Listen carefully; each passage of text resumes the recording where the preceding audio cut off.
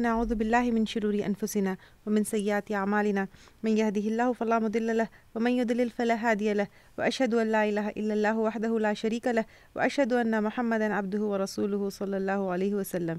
तमाम तारीफ़ें अल्लाह के लिए है, हम उसकी तारीफ़ करते हैं और उसे मदद और माफ़ी तलब करते हैं। हम पनाह मांगते हैं अल्लाह अज़्ज़ व जल की ख़ुद की बुराइयों से और तमाम बुरे कामों से। जिसे भी अल्लाह की हिदायत मिले उसे कोई गुमराह नहीं कर सकता और जिसे अल्लाह ने गुमराह किया उसे कोई हिदायत नहीं दे सकता। हम गवाही देते हैं कि इबादत का हक़दार सिर्फ़ अल्लाह है और कोई उसका शरीक नहीं, और गवाही देते हैं कि मोहम्मद सल्लल्लाहु अलैहि वसल्लम अल्लाह ताला के बंदे और रसूल है, और अल्लाह अपनी सलामती भेजे अपने आखिरी नबी पर, उनके अहल व आल पर, उनके सहाबा।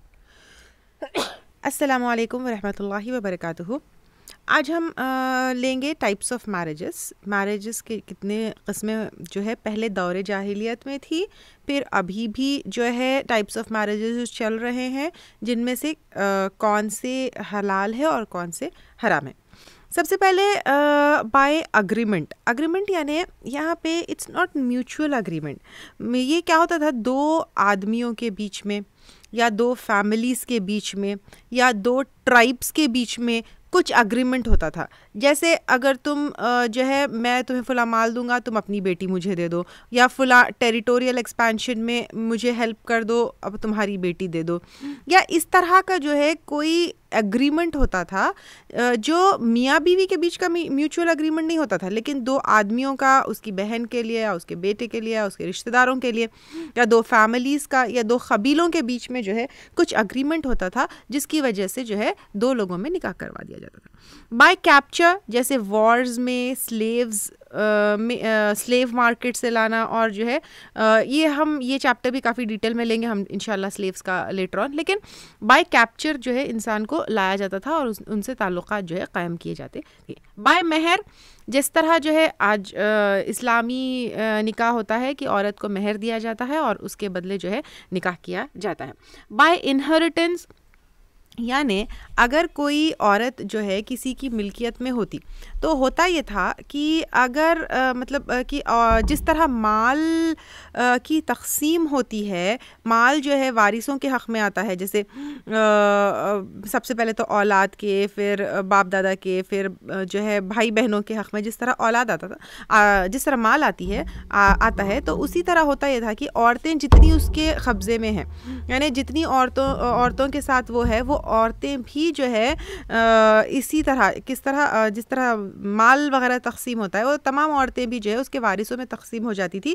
बाप की अगर बीवियाँ तो बेटों में तक़सीम होती, फिर वो उनसे ताल्लुक़ात क़ायम करता, या भाइयों में होती, या फिर उसके जो है बाप दादा होते तो फिर उसमें इस तरह जो है बाय इनहेरिटेंस भी होती। बहुत जो है इस तरह के बातें होती। और फिर एक हदीस भी है, आयशा रज़ी अल्लाह ताला अन्हा से रिवायत है कि 4 क़िस्म की शादियाँ दौरे जाहिलियत में होती थी। एक नॉर्मली जैसे आदमी अपनी बेटी या जिसका भी वली हो उसको निकाह में देता, उस मर्द को उस लड़की की ज़िम्मेदारी देता और फिर वो लड़की को जो है हक़ महर मिलता। दूसरा, मर्द अपनी बीवी को प्रेग्नेंट होने के लिए क्या करता था, किसी और के पास भेजता था। फिर जब वो प्रेग्नेंट हो जाती थी तो मर्ज़ी होती तो ताल्लुकात रखता और मर्ज़ी नहीं होती तो ताल्लुकात नहीं रखता। ये हदीस के मुताबिक है। दौर जाहिलियत में ये चीज़ बहुत कॉमन थी। अब आजकल ये कॉमन तो नहीं है, लेकिन आप देखते हैं कि क्या कहते हैं, अपने स्पर्म जो डोनेट किया जाता है आजकल, खैर ऐसे आई डोंट नो किस जो है तरह के कल्चर में या माशरे में चीज़ें हैं, लेकिन हमारे आसपास जो हम देखते हैं उसमें तो खैर आदमी अपनी बीवी को भेजता नहीं है, लेकिन ये बहुत कॉमन हो गया है कि स्पर्म डोनेशन से स्पर्म लिया जाता है और this is all something like that. तो अब उसके बाद फिर एक और तरीक़ा ये होता था, 10 तक मर्द एक ही औरत के साथ ताल्लुकात रखते, यानी 10 कितना बड़ा नंबर है देखिए, एक ही औरत के साथ ताल्लुकात रखते। और जब वो प्रेग्नेंट होती थी तो उनमें से जिसको भी अपना अपने बच्चे का बाप बता देती, वो आदमी के ऊपर लाजिम हो जाता था कि वो उस बच्चे को एक्सेप्ट कर ले और अपना नाम दे। यानी ये भी आप देखिए कि एक औरत को ख़ुद भी नहीं पता होगा कि वो बच्चा किसका है अगर वो एक से ज़्यादा मर्दों के साथ रहती है। फिर वो तरीक़ा ये होता था कि इतने सारे मर्दों के साथ एक औरत है, फिर वो जिसके ऊपर भी पॉइंट आउट कर दे वो उसका बच्चा हो गया। ये इस तरह के जाहिलियाना तरीक़े जो है थे। और फिर एक और तरीक़ा ये होता था कि कोई औरत अगर किसी के लिए अवेलेबल होती तो वो क्या करती थी, अपने घर के ऊपर एक फ्लैग, एक झंडा लगा देती थी। उसका मतलब कि she is available and anybody can come to her. और फिर होता ये था कि अगर वो प्रेग्नेंट हो जाए तो काहिन बताता था कि इसका बाप कौन है। यानी अब ये फॉर्च्यून टेलर्स ये बताते थे कि इस औरत के पेट में जो बच्चा है उसका बाप कौन है। तो ये तमाम मतलब कैसा एक जाहिलाना माहौल है। ये जानवरों से कुछ डिफरेंट नहीं है। आप देखिए कि आप किसी को भी क़ैद करके ला रहे हैं और किसी को भी जो है महर नहीं दे रहे हैं, या आप जो है झंडा लगा रहे हैं, एक औरत के साथ 10-10 आदमी हैं, या अपनी ही बीवी को किसी और के पास प्रेग्नेंट होने के लिए भेज रहे हैं। तो इस तरह का माहौल और इस तरह का माशरा था जब आप सल्लल्लाहु अलैहि वसल्लम निकाह के अहकामात लेकर आए। अब हम इसके बाद हम देखते हैं कि आजकल जो है उस ज़माने में भी थे और अलग अलग टाइप्स ऑफ मैरिजेस हम देखते हैं कि कौन से हलाल है और कौन से हराम है। सबसे पहले तो निकाह अल मुता। व्हाट इज़ निकाह अल मुता? निकाह अल मुता जो है टेम्पररी मैरिज है। टेम्पररी मैरिज यानी पर्टिकुलर टाइम के बाद, यानी जब निकाह का कॉन्ट्रैक्ट होता है, जैसे हमने लिया कि निकाह का कॉन्ट्रैक्ट जब होता है तभी जो है तय कर दिया जाता है कि आफ्टर अ पर्टिकुलर टाइम ये निकाह नहीं रहेगा, ये निकाह ख़त्म हो जाएगा।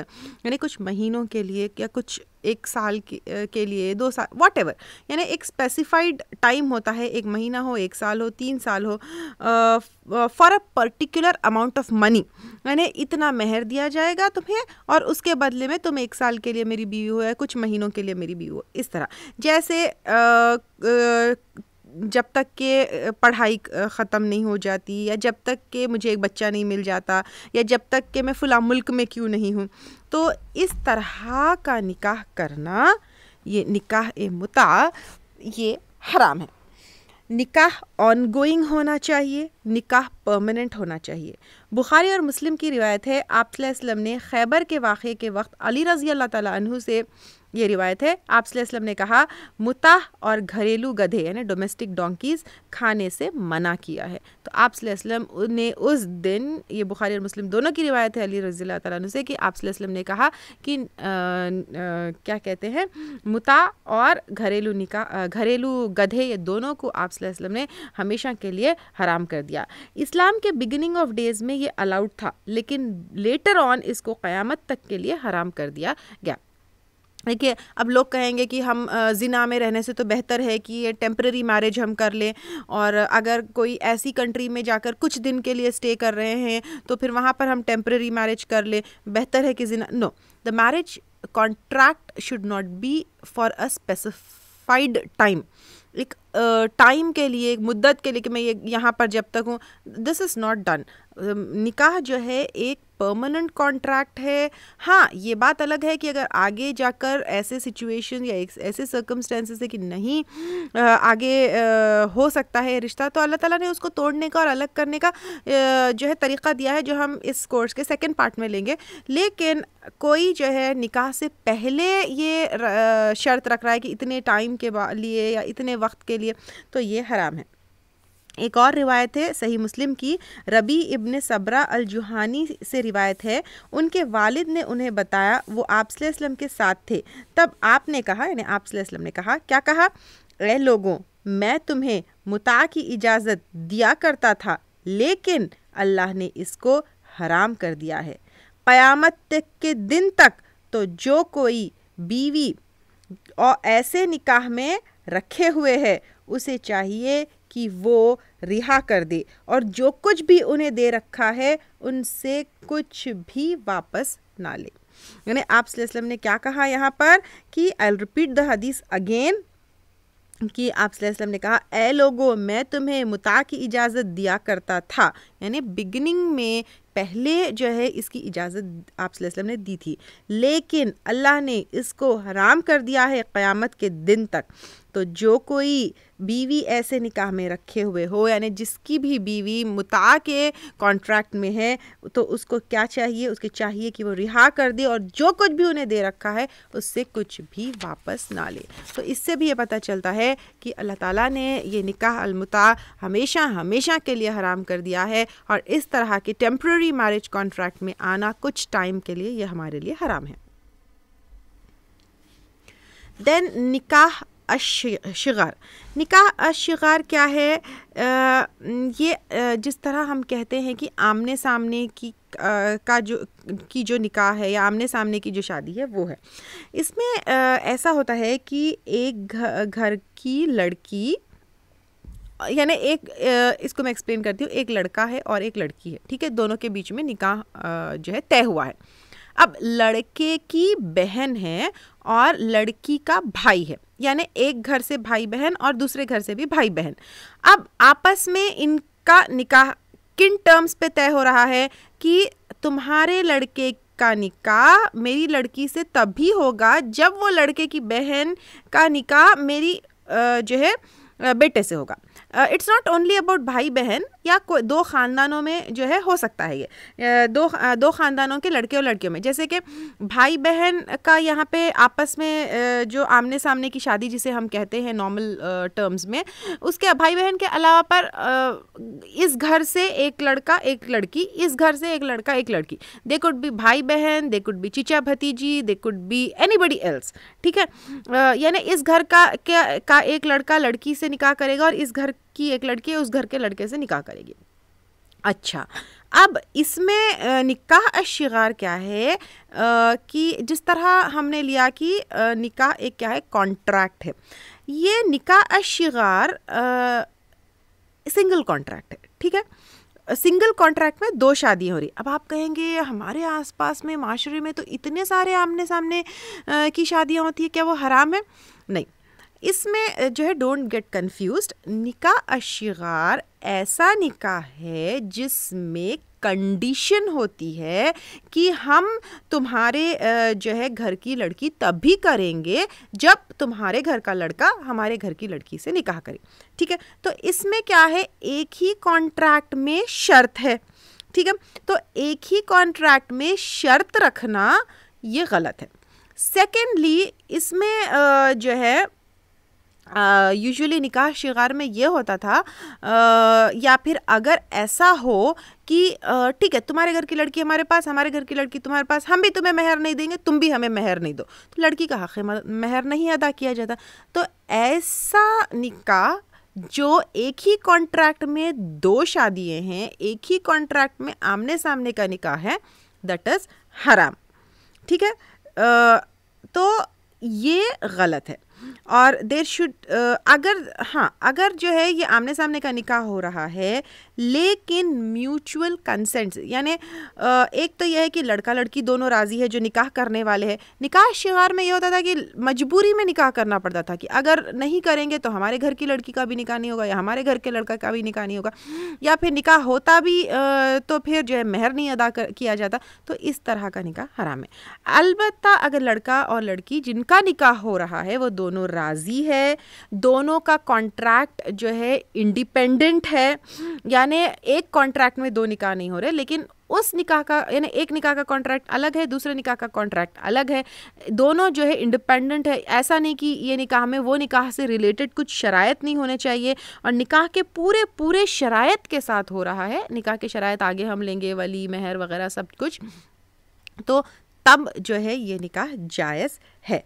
तो दोनों कॉन्ट्रैक्ट्स कनेक्टेड नहीं होना चाहिए, इंडिपेंडेंट होना चाहिए, महर अदा करना चाहिए, और मतलब हर जो दुल्हन है या लड़की है उसका महर अदा करना चाहिए, और क्या कहते हैं अपने कोई शर्त नहीं होना चाहिए, इस शादी से लेकर इस शादी में कोई शर्त नहीं होना चाहिए, और लड़का लड़की दोनों अपनी खुशी से और अपनी मर्ज़ी से अगर करे तो इस तरह जो है का निकाह जायज़ है। सही मुस्लिम की हदीस है, आप सल्लल्लाहु अलैहि वसल्लम ने कहा इस्लाम में शिगार की कोई जगह नहीं। तो इस्लाम में शिगार की जो है कोई जगह नहीं। अच्छा, अगर कोई बिना इल्म के ऐसे निकाह में इन्वॉल्व हो चुका हो, ठीक है, यानी कोई किसी का इस तरह का निकाह हो चुका हो, तो उसके लिए क्या हुक्म है? अगर उस निकाह के बाद बीवी से मोहब्बत हो गई हो तो फिर न्यू कॉन्ट्रैक्ट बनाकर नए महर के साथ, जिसमें वली भी होगा और दो गवाह भी होंगे, यानी अगर किसी ने इस तरह का निकाह किया हो तो फिर उसको दोबारा क्या करना होगा? निकाह करना होगा नए महर के साथ, और फिर वली की मौजूदगी और दो गवाह के साथ। ये अगर किसी ने पहले कर लिया है और इन केस जो है मियाँ बीवी में मोहब्बत हो गई हो। लेकिन अगर दबाव में किसी ने कर लिया हो इस तरह का निकाह, तो उसको तलाक का और सेपरेशन का पूरा पूरा हक है, और जो पहले हो चुका उसके ऊपर तौबा करना है। ठीक है। निकाह अत-तहलील। निकाह अत-तहलील क्या चीज़ है? 3 तलाक के बाद औरत के पहले शौहर पर, यानी अगर किसी औरत को कोई मर्द 3 तलाक देता है तो फिर वो औरत हमेशा के लिए उस मर्द के ऊपर हराम हो जाती है, राइट। अब कब तक के लिए हराम हो जाती है? जब तक के कोई और शौहर उससे निकाह या कोई और आदमी उससे निकाह करे, फिर वो निकाह जो है उसके बाद मर्द और औरत के बीच में ताल्लुकात कायम हो, यानी जो औरत का शौहर है दूसरा जो नया निकाह हुआ उसके साथ ताल्लुकात कायम हो, फिर वो मर्द और इस औरत में जुदाई हो तलाक के ज़रिए या फिर मौत के ज़रिए, तब तक वो औरत जो है अपने पहले शौहर के लिए हलाल नहीं होती। ये रूल हम आगे तलाक वाले सेक्शन में डिटेल में लेंगे इंशाल्लाह ताला। तो लोग क्या करते हैं कि अब लेकिन इसमें एक शर्त है, ठीक है। क्या शर्त है? शर्त ये है कि औरत जो निकाह करती है दूसरे आदमी से, तो वो औरत और मर्द एक नॉर्मल हस्बैंड वाइफ की ज़िंदगी गुजारने की नीयत उसमें होना चाहिए, ठीक है। और फिर अगर इत्तेफाक से वो शौहर और ये बीवी में तलाक हो जाए तो फिर ये बीवी हलाल होती है। लेकिन लोग क्या करते हैं, दिस इज़ वेरी कॉमन, कि वो औरत को हलाल करने के लिए पहले ही नीयत से ये शादी करते हैं कि वो आदमी एक निकाह करेगा, उसके साथ एक दिन या कुछ दिन रहेगा, उसके बाद दोबारा तलाक दे देगा, यानी दिस अग्रीमेंट इज़ बिफोर निकाह ओनली, ठीक है। इसको निकाह अत-तहलील कहा जाता है। अब आप देखिए, हमने निकाह मुता में भी लिया कि marriage should not be on such contract या such basis, it should be an ongoing process and permanent.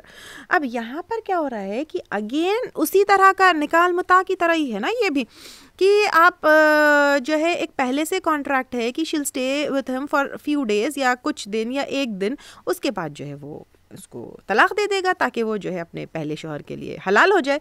ये निकाह तहलील हराम है इस्लाम में, इसकी कोई जगह नहीं है, इसका मजाक बना दिया गया है। सही मुस्लिम की हदीस आयशा रदी अल्लाह ताला अन्हा से रिवायत है कि एक सहाबी की बीवी जो है आप सल्लल्लाहु अलैहि वसल्लम के पास आती है और कहती है, मैंने रिफ़ा रदी अल्लाह ताला अन्हु की बीवी थी, मैंने रिफ़ा से निकाह किया, उसने मुझे तलाक़ दे दिया, फिर तलाक़ बाइन हो गई। तलाक़ बाइन क्या है ना, सेपरेशन फॉर एवर, 3 तलाक़ हो गई। फिर मैं अब्दुर्रहमान इब्न ज़ुबैर से निकाह मैंने किया। आप सल्लल्लाहु अलैहि वसल्लम ने कहा, क्या तुम रिफ़ा के पास वापस जाना चाहती हो? तो फिर आप सल्लल्लाहु अलैहि वसल्लम ने कहा, नहीं मुमकिन है जब तक वो तुम्हारी और तुम उसकी मिठास चख ना लो। यानी यहाँ पर रिफ़ा रदी अल्लाह ताला अन्हु की बीवी जब आकर कहती है कि रिफ़ा रदी अल्लाह ताला अन्हु से उनका जो है तलाक़ हो गया, फिर अब्दुर्रहमान इब्न ज़ुबैर से उनका निकाह हुआ, तो फिर आप सल्लल्लाहु अलैहि वसल्लम उससे कहते हैं कि वो जब तक अपने पहले शौहर के पास नहीं जा सकती है जब तक कि तुम उसकी और वो तुम्हारी मिठास ना चख ले, यानी दोनों के बीच में ताल्लुकात कायम ना हो। उसके बाद शायद उनके दिल में वापस जाने वाली बात थी, तो आप सल्लल्लाहु अलैहि वसल्लम ने इसको क्या किया, डिस्करेज किया। किस चीज़ को? निकाह तहलील को। और फिर जो है कई उससे साबित है कि निकाह तहलील जो है हराम है इस्लाम में, इसकी कोई जगह नहीं है। एक और हदीस में जो है आप सल्लल्लाहु अलैहि वसल्लम ने जो आदमी निकाह तहलील के लिए राज़ी हो जाता है, आप सल्लल्लाहु अलैहि वसल्लम ने उसे किराए का सांड कहा है। तो ये हमारे पास हराम है। आजकल जो है इस मतलब काफ़ी टाइम से जो है ये चीज़ें सुनने में आती है या आसपास देखने में आती है, लेकिन मेरे भाई और बहनों ये हराम है, इसकी जो है कोई गुंजाइश नहीं है इस्लाम में, ये बिल्कुल गलत बात है। देन नेक्स्ट, निकाह अल मिस्यार। व्हाट इज़ निकाह अल मिस्यार? निकाह अल मिस्यार यानी शरई कॉन्ट्रैक्ट ही है, ठीक है, और इसके क्या वो है, हम कंडीशंस वगैरह लेंगे इंशाल्लाह। शरई कॉन्ट्रैक्ट है, पूरे शरायत है, यानी जैसे वली की मौजूदगी है, गवाह है, सब कुछ है, लेकिन कुछ हुकूक औरत क्या करती है, गिव अप करती है, जैसे एकोमोडेशन, मेंटेनेंस एट्सेट्रा। इसको मैं कैसे एक्सप्लेन करूँ? एक ठीक है, मर्द और औरत जब निकाह करते हैं तो एक जनरल रूल क्या है कि वो मर्द और औरत दिल शिफ्ट टू वन हाउस, जहाँ पे वो हमेशा साथ रहेंगे। फिर मर्द की रिस्पॉन्सिबिलिटी जो है वो खाने पी मतलब मर्द की औरत को लेकर मर्द की रिस्पॉन्सिबिलिटी है कि उसकी फ़िनेंशियल जो भी ज़रूरियात है, उसका खाना पीना, रहना, कपड़े, रिहाइश, एकोमोडेशन, एवरीथिंग वो मर्द की ज़िम्मेदारी है। औरत की क्या ज़िम्मेदारी है? वो मर्द को टेक केयर करे, उसके खाने पीने वगैरह का ख़्याल रखे, उसके बच्चों का ख़्याल रखे, और एंड नेचुरली अदर चीज़ें जो है sexual and desires and all वो पूरे करे, ठीक है। अब ये एक नॉर्मल निकाह में होता है। अब निकाह अल मिस्यार में ये होता है कि इसमें औरत क्या करती है, कुछ अपने राइट्स गिव अप करती है, और मर्द भी जो है कुछ टर्म्स पे कॉम्प्रोमाइज़ करता है। जैसे अगर एक एग्जांपल मैं देती हूँ, एक औरत है, ठीक है, उसका पहले निकाह से 3-4 उसके जो है बच्चे हैं, और एक शौहर है, एक मर्द है, ठीक है। अब इन दोनों का निकाह होता है।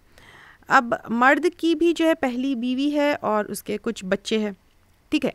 अब ये होता है कि औरत के लिए अपना घर और अपने बच्चे छोड़कर और अपनी ज़िम्मेदारी छोड़कर पूरा इस मर्द के साथ आना और उसके घर में रहना जो है थोड़ा मुश्किल हो जाता है, क्योंकि उसकी अपनी ज़िम्मेदारियाँ, उसकी अपनी औलाद है, और फिर मर्द जो है उसकी भी बीवी है और बच्चे हैं, तो शायद उसके लिए भी थोड़ी सी प्रॉब्लम होगी कि एक और बीवी और उसके बच्चों के साथ आकर जो है इसके घर में रहे।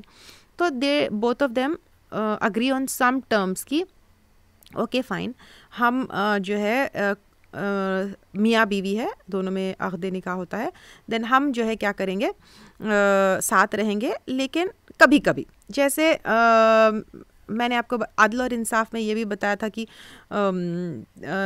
नाइट्स का जो डिवीज़न है, अगर एक रात यहाँ रहता है तो एक रात वहाँ रहना है, तो इसमें भी शी विल से कि नहीं, आप कुछ मेरी ज़िम्मेदारी उठाइए, हम लोग साथ रहेंगे। इट्स नॉट नेसेसरी कि जो है आप डेली मेरे पास आए या आप जो है इक्वल मुझे हक़ दें, तो और या फिर आप अपनी पहली बीवी के ऊपर जितना खर्च करते हैं मेरे ऊपर मेरी थोड़ी बहुत ज़िम्मेदारियाँ उठाइए, मुझे स्पेस दीजिए ताकि मैं भी जो है अपने बच्चों की ज़िम्मेदारियाँ उठा सकूं और उनके टूवर्ड्स जो है वो मैं पूरा कर सकूं।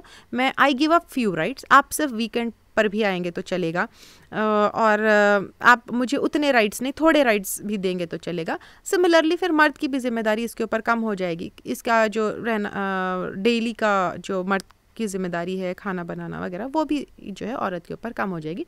वो कभी कभी जो है मिलेंगे, मे बी वीकेंड या वॉट एवर अग्रीमेंट उनके बीच में होता है। तो इस तरह के निकाह को निकाह अल मिस्यार कहा जाता है। ये यूजुअली अच्छा, ये वजूद में क्यों आया? क्योंकि सिंगल वुमेन की जो है तादाद बहुत बढ़ती जा रही है। फिर किस वजह से? एक तो महर का ज़्यादा होने से, हाई डिवोर्स रेट होने से। अब औरतें जो है यानी पहले ऐसा होता था कि एक औरत एक ही शौहर के साथ रहने के लिए यानी खुश होती थी। अब सेकंड और थर्ड और फोर्थ वाइफ के लिए भी अग्री हो रही है औरतें। क्यों? क्योंकि सिंगल वेमेन बहुत है, अब वो क्या करेगी अकेली, तो वो अपने कुछ हुकूक को छोड़ देती है। अच्छा, अब एक तो ये है कि निकाह नहीं होने की वजह से, रिश्ते नहीं होने की वजह से, आदमियों की कमी हो जाने की वजह से जो है ये औरत क्या करती है, अपने कुछ हुकूक गिव अप करके सेकंड थर्ड फोर्थ वाइफ बनने के लिए भी तैयार हो जाती हैं। कुछ औरतें जो है अपने घर में रहना पसंद करती है, जैसे वो अकेले घरवाली है जो अपने घर वालों का ख्याल रख रही है, जैसे वो अकेले मेंबर है, घर की अर्निंग मेंबर है, उसके ऊपर बहुत सारे लोग डिपेंडेंट है, या उसकी माँ नहीं है, उसके भाई बहनों को जो है की ज़िम्मेदारी उसके ऊपर है, या जो है कोई पेरेंट में से कोई हैंडीकैप है जिसका ख्याल रखने के लिए ये शादी करके अपने शौहर के घर में शिफ्ट नहीं हो सकती है, बल्कि उसको उनके साथ रहना है, या जो है उसके अपने बच्चे हैं, जैसे मैंने अभी आपको एग्जांपल दिया था।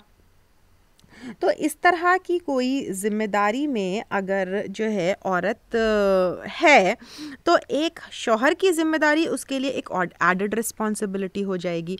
फिर मर्द भी जो है, जिस तरह मैं अभी एग्जांपल दी, बीवी है, बच्चे है, घर है, बट बीवी बीमार है, sexually he is not enjoying her, या कुछ ऐसे सर्कमस्टेंसेस नहीं है कि वो एक और बीवी को घर में ले जाए, तो वो कोई नेक औरत को इस तरह निकाह में रख सकता है। निकाह अल मिस्यार जायज़ है।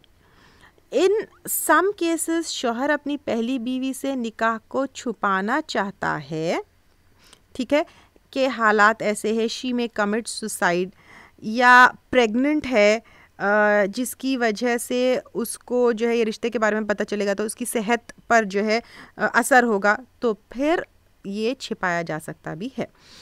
और फिर लेकिन छिपाया जा सकता है, यानी बीवी से छिपाया जा सकता है, लेकिन सोसाइटी में इट शुड बी नोन कि फुला दोनों मियाँ बीवी है, otherwise it will be like illegitimate relationship. ठीक है, आगे हम उसको थोड़ा और डिटेल में लेंगे। और अगर कोई ऐसी चीज़ है कि कोई शौहर है किसी या फिर कोई आदमी है जिसका किसी शहर में आना जाना है, अब यानी कभी कभी ऐसा होता है, एक शहर में एक ब्रांच होता है, एक शहर में एक ब्रांच होता है, या एक शहर में उसका बिजनेस है, वहाँ से लेना देना आना जाना उसका है। अब एक शहर में तो उसकी बीवी है और बच्चे, और दूसरे शहर में जब वो जाता है तो वहाँ पर अगर वो निकाह नहीं करेगा तो फिर गुनाह में मुब्तला होने का उसका डर है, जिस तरह हमने लिया था कि निकाह वाजिब कब हो जाता है।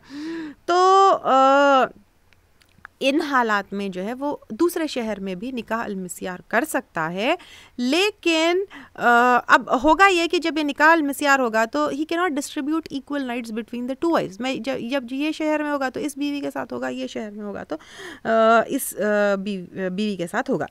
उलमा से किसी ने भी इसको हराम नहीं कहा है, क्योंकि इसके कई कई फ़ायदे हैं। बड़े बड़े स्कॉलर्स जैसे शेख अब्दुल्ला अज़ीज़ बिन बाज, शेख अब्दुल अज़ीज़ आल शेख ने इसकी इजाज़त दी है, लेकिन कुछ फ्यू शयूख ने इसकी इजाज़त नहीं दी है। And correct opinion is it is allowed. लेकिन इसके कुछ शराइत हैं। सबसे पहले ये है कि टाइम लिमिट ना हो। जैसे निकाह अलमुता में हमने देखा कि उसकी टाइम लिमिट होती है, फ़लाँ टाइम के लिए, फ़लाँ जब तक मैं लेकिन निकाह अलमिस्यार एक नॉर्मल निकाह की तरह ऑन गोइंग होगा, परमानेंट होगा, हमेशा के लिए होगा। लेटर ऑन जो है अगर वो कहीं दूसरे शहर से है, आदमी अगर उस शहर का बिज़नेस ख़त्म कर रहा है तो he can shift his wife to his place या whatever, he can make changes in that, लेकिन that will be ongoing, that will not be for a time limit। फिर वली की मौजूदगी में होगा, यानी औरत के जो है जो वली है, इसको भी हम आगे लेटर डिटेल में लेंगे, तो औरत के वली की मौजूदगी में उसकी रजामंदी से होगा। फिर गवाह भी होंगे और पब्लिकली अनाउंस्ड भी होगा। अब ये गवाह और पब्लिक अनाउंसमेंट इसको भी हम आगे डिटेल में लेंगे। वो है कि अगर पब्लिक अनाउंसमेंट हो रहा है तो फिर गवाह की उतनी ज़्यादा ज़रूरत नहीं है, क्योंकि पब्लिक अनाउंसमेंट जब होता है तो द होल पब्लिक इज़ गवाह। तो उलमा कहते हैं कि गवाह या पब्लिक अनाउंसमेंट दोनों में से एक चीज़ ज़रूरी है। इसको आप छिपा कर सीक्रेट मैरिज नहीं रख सकते हैं। तो दो गवाह है, वली की मौजूदगी में है, टाइम लिमिट इसकी नहीं है, तो फिर जब जो है इसके लिए जायज़ है। अब कुछ चीज़ें जैसे हम लिए थे कि कुछ कंडीशंस में वाजिब हो जाती है, कुछ कंडीशंस में वही चीज़ हराम हो जाती है। सिमिलरली कुछ चीज़ें हालात के हिसाब से परमिसिबल इम्परमिसिबल हो जाती है। उसी तरह निकाह अल मिस्यार अगर अय्याशी से की वजह से किया जा रहा है या फिर इसमें अय्याशी की नीयत है या जिम्मेदारी ना लेने की नीयत है कि मैं निकाह अल मिस्यार करूँगा और इससे जो है औरत की ज़िम्मेदारी से मैं भाग जाऊँगा, या औरत का हक़ ना देने या ना अदा करने की नीयत से किया जा रहा है, तो दिस इज़ नॉट परमिसिबल, ये अलाउड नहीं है। इफ़ मजबूरी के हालात में किया जा रहा है, किसी वजह से चीज़ों को आसान करने के लिए किया जा रहा है और गुनाह से बचने के लिए किया जा रहा है, तो फिर ये किया जा सकता है। I hope I am clear about this. ये चीज़ों से महफूज हो जाएगा।